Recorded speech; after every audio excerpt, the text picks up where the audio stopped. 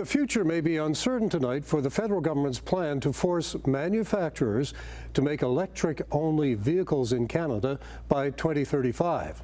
On Friday, Prime Minister Mark Carney announced that he's putting off one of the steps in the so-called EV mandate.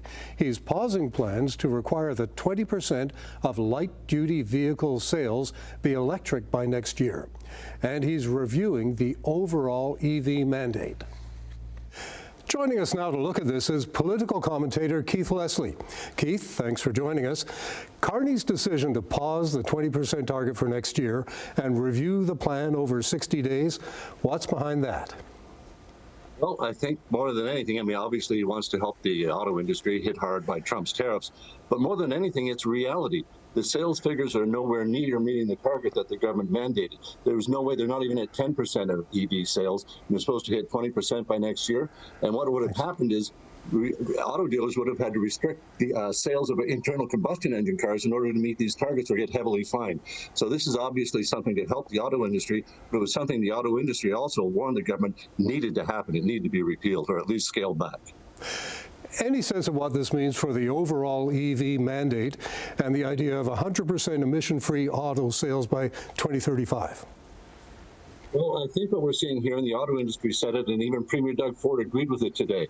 This is something that has to be driven by the consumer, by the market, not by a government mandate. So I think the whole target of having, basically no more internal combustion engine sales by 2035 seems just too ambitious a target, as was 2026 for 20% of the sales. So the government has to figure out what it's going to do here. And right now, the last thing the auto industry needs is uncertainty. This 60 days is not really going to help. They need to make a decision quickly on whether they're going to eliminate this completely or how they're going to deal with it going forward so they can attract more investment into the sector. And they're not going to get investment with uncertainty hanging over a 60-day review.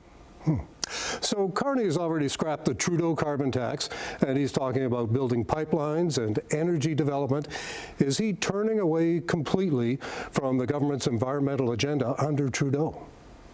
Well, there's certainly a refocus, isn't there? They're obviously putting the economy and competitiveness ahead of the climate, and the threat of Trump's tariffs has got everything basically growing. Cost of living and the economy is the big focus right now.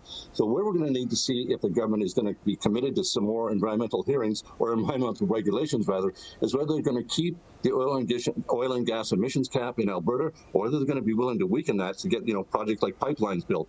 If they do that, I think you'll see the environmental groups really get up in arms that the Liberals have abandoned their environmental policy, but I'm not sure yet whether they're prepared to do that to make Premier Smith happy in Alberta.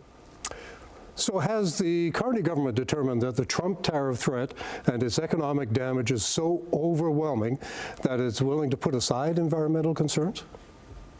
Well, certainly its focus is now going to be on, on getting deals, especially for the auto sector, the aluminum, steel, these sectors that are really hit hard by the Trump tariffs, and getting some big, Canada building infrastructure projects going, like pipelines or shipbuilding. That's obviously taking a bigger focus now with this government than environmental policies, which are absolutely taking a back seat. How long they'll stay on the back burner, as it were, remains to be seen. But the Liberals are really sliding off their environmental commitments, and they're even talking about, they won't even commit to their 2030 targets. Now they're talking about hitting the 2050 targets only.